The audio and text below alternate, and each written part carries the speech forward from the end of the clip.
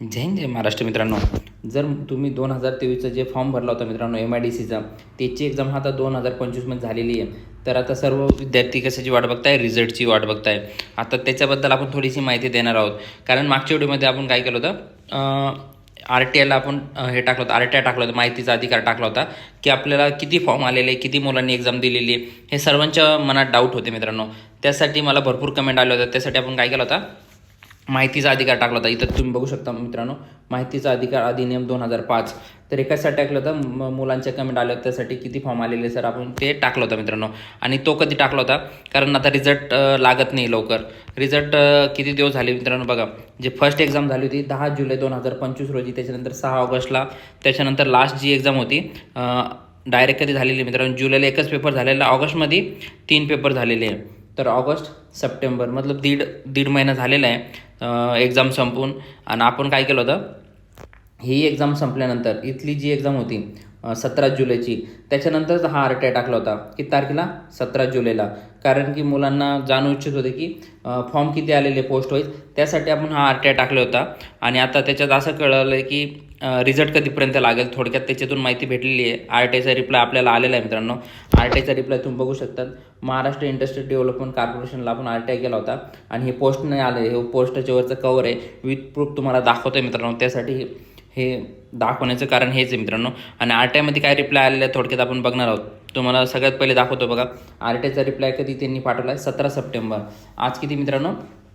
27 September. म्हणजे तिथून पाठवलं 17 सप्टेंबरला, आपल्यापर्यंत पोहोचलं पोस्टाने 27 सप्टेंबरला. तर त्याच्यात काय माहिती दिली थोडक्यात आपण बघणार आहोत. आणि आपण जे मी बोलतोय तुम्हाला ते बघा, इथं काय दिलं आहे, माहितीचा अधिकार अधिनियम 2005. तर आपण पाठवला होता. त्याच्यानंतर आपण कधी पाठवलं आहे? 27 तारखेला. 17 तारखेला बोललो होतो पण 27ला पाठवलेलं आहे. सॉरी, 27ला आपण इथून त्यांना ॲप्लिकेशन पाठवलं होतं. आपली एक्झाम झाली होती जी आधी झाली होती मित्रांनो 10 जुलै रोजीच्या मुलांसाठी, त्यासाठी आपण हा RTI टाकला होता. त्याच्यानंतर त्यांच्याकडे कधी गेले? 21/8ला गेले. तर इतके दिवस लागलेले बघा मित्रांनो ऑनलाईन.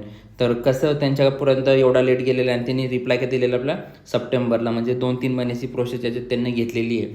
तर RTIची लय दम्माने काम होतात मित्रांनो. आणि आपण काय माहिती मागितली होती, कशासाठी गेलो होतो आपण? रिझल्टसाठी. रिझल्ट कधी लागेल हे नव्हतं मागितलं, कारण 10 जुलैला पेपर झाले होते, त्याच्यानंतर ऑगस्टला सुद्धा पेपर होते. तर आपण हे फक्त फॉर्म किती आलेले हे आपल्याला कास्ट वाईज जाणून घ्यायचं होतं. त्यांनी काय रिप्लाय दिलेला आहे थोडक्यात आपण बघणार आहोत. तर चला हे बघा. आता आपण इथे तुम्हाला एक एक माहिती दाखवतो. 21/8ला पोहोचलेलं आहे ॲप्लिकेशन. त्याच्यानंतर इथं काय, संदर्भीय अर्जान्वये माहितीचा अधिकार अधिनियम 2005 अंतर्गत अर्ज प्राप्त झालेला आहे. सदर अर्जाच्या अनुषंगाने खालीलपैकी तक्त्यात नमूद करण्यात येत आहेत. तर आपण काय माहिती मागितली होती हे बघा. आणि आपल्याला याच्यात ह्या माहिती त्यांनी जे रिप्लाय दिले आहेत त्याच्यात समजून आलं आहे की रिझल्ट कधीपर्यंत लागेल. हे बघा इथं काय दिले, महाराष्ट्र इंडस्ट्री डेव्हलपमेंट कॉर्पोरेशन या डिपार्टमेंटमध्ये पोस्ट ग्रुप सीच्या ज्या पोस्ट आहे त्यासाठी आपण केलं होतं 10/7/2000 रोजी या पदांसाठी परीक्षा दिली आहेत. म्हणजे 10 तारखेला ज्यांची एक्झाम झालेली होती मित्रांनो ज्या पोस्टसाठी, त्यासाठी आपण हे RTI टाकलं होतं. तर मी माझी एक्झाम कॉल लेटर त्यासोबत जोडलेले होते मित्रांनो. त्यांनी रिप्लाय दिलेला आहे पुढं, ते तुम्हाला दाखवतो नंतर, ठीक आहे. त्याच्यानंतर दस्तावेज म्हणून जोडले आहेत. तर मला माहिती हवी की या जे ड्रायव्हर पोस्ट आहे आणि जे बाकीच्या ग्रुप सीच्या पोस्ट आहे विद्यार्थ्यांनी परीक्षा दिलेली आहे ते मला कॅटेगरी वाईज पाहिजे. जसे की ओपन, OBC, VJNT सर्व कॅटेगरी वाईज आपल्याला माहिती पाहिजे होती, त्यासाठी RTI टाकला होता. त्याच्यानंतर माहिती हवी आहे आणि मी या परीक्षेसाठी ऑनलाईन फॉर्म भरला होता. तर त्या फॉर्म माझ्याकडे माहिती नाही, तर तुम्ही मला माझ्या फॉर्मची PDF सुद्धा द्यावी. आता खूप मुलांना काय झालेलं मित्रांनो, फॉर्म भरलेला आहे पण PDF त्यांच्याकडे डाउनलोड नाही आहे. आपण ते PDF सुद्धा मागितलेली होती की ॲप्लिकेशन केलेल्याच्या वेळेची PDF सुद्धा पाहिजे आणि किती फॉर्म आलेले कॅटेगरी ते त्यांनी काय माहिती दिलेली आहे बघा. इथं तुम्हाला दाखवतो. इथं बघू शकता तुम्ही.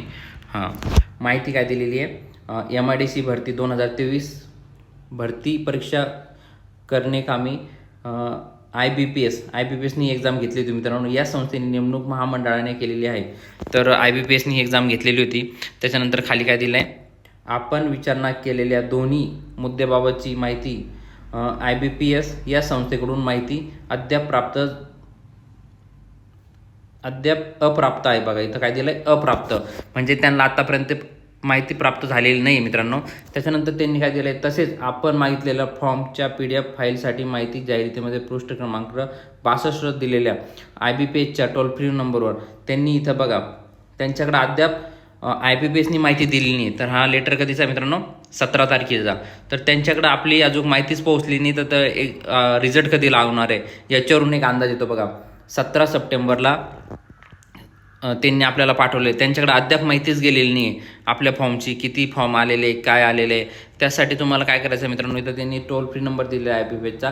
ह्या टोल फ्री नंबरवर कॉल करायचा आहे मित्रांनो. इथं टोल फ्री नंबर दिलेला आहे, या क्रमांकावर तसेच या संकेतस्थळावर उपलब्ध होईल. तर त्यांचं म्हणणं आहे उपलब्ध होईल, तर तुम्ही एकदा कॉल करून बघा मित्रांनो याच्यावर.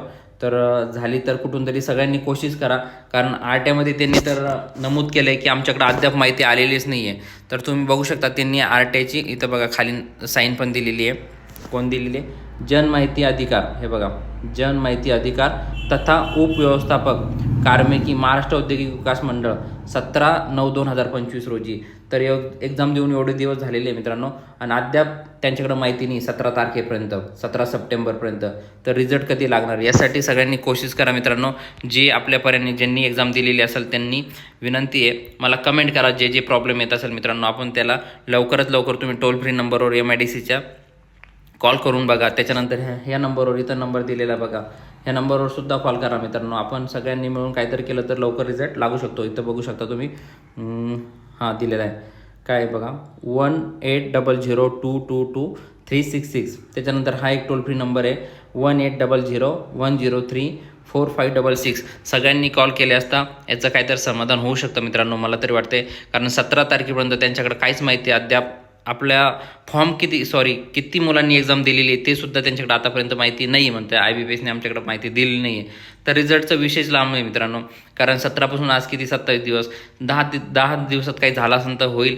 मला तरी वाटत नाही त्यांनी आजपर्यंत रिझल्ट पेंटिंग का ठेवला आहे, माहिती काय दिलेली नाही आहे. आता बघूया. तर पुढील स्टेप बघण्यासाठी आपल्याला काय करायचं, आता टोल फ्री नंबर दिलेला तिथं कॉल करणार आहेत.